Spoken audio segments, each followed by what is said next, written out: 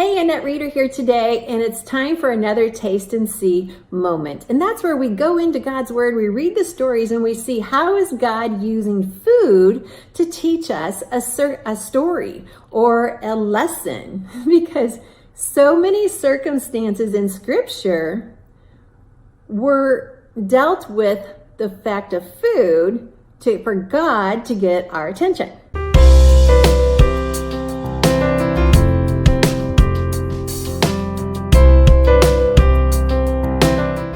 Now, I've got an assignment for you, for those of you who have family members at the dinner table. When you read the scripture together, and if you don't, I challenge you to start, because your family will be changed in ways food could never change. And as you read the stories in scripture, I want you to come up with some signs. I was using these at a speaking engagement that I had last week with a ladies' conference, and every time you read a word that deals with food, you say yum. Practice that with me. Yum. Okay, so when they say there was a famine in the land, I know that doesn't sound like a yum, but say it anyway. Yum. And when she gleaned in the harvest field, you say yum. And when Ruth and Boaz had their first date with some seeds of grain and they had some bread and they dipped it in the balsamic vinegar, you say yum. That was a really good yum. Okay, so you get the point. Now, this year, my word is satisfied. And I think it's important for us to recognize when people in Scripture were satisfied. Because God desires for us to be satisfied in Him. In fact, He's given us several scriptures. One of those is Psalm 107:9. He says, "For He satisfies the longing soul." Isn't that just what you have sometimes? Don't you just have that longing soul? He satisfies the longing soul, and the hungry soul He fills with good things. So God desires to satisfy you. He desires to satisfy your soul and to satisfy everything about you.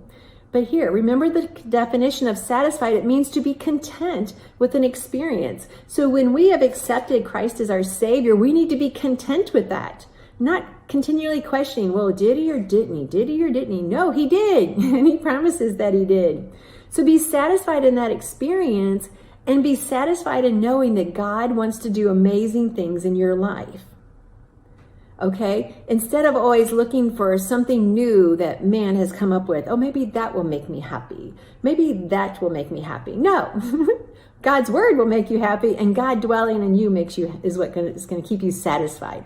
Okay, so when you're reading scripture, just to review, when you read anything that says something to do with food, I want you to say yum. Okay.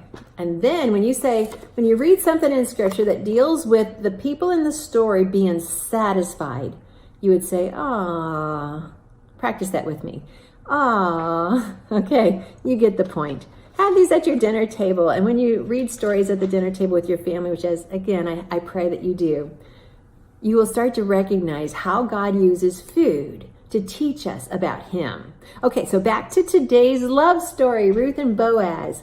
And as you know, Naomi took her sons to the Moabite area, and they married Moabite women, of course. They were of age. And then after 10 years, her sons died. And Naomi lost her husband. She lost her 2 sons. And so she's like, I'm going back to the land of Bethlehem because I've heard that God has visited there and brought food. That would be a yum. Okay, so I'm not going to go through the whole story. You can read the story for yourself, and I pray that you do. Read the story of Ruth with your family and practice your yums and ahs. The point of this is to see how God uses food, but more importantly, to see how they were satisfied. And so the story of Ruth and Boaz is just a perfect Hallmark video. I mean, God desires to be your Hallmark producer. He has a Hallmark story for you that you will only experience when you're satisfied in Him. Okay, so that's your assignment for today. Read the stories of God's Word, use the words yum and ah, and just start to delight in Him in ways you never thought possible. I'm Annette Reader, here for one of our Taste and See moments to encourage you to see how God uses food to teach you about Him. And remember, I'm on mission to keep you on mission. That is the desire of my heart, and that is the ministry God has called me to. Enjoy your day, and thanks for watching. But don't forget, subscribe to my YouTube channel. That way you'll get notified every time I keep posting more videos. Have a great day.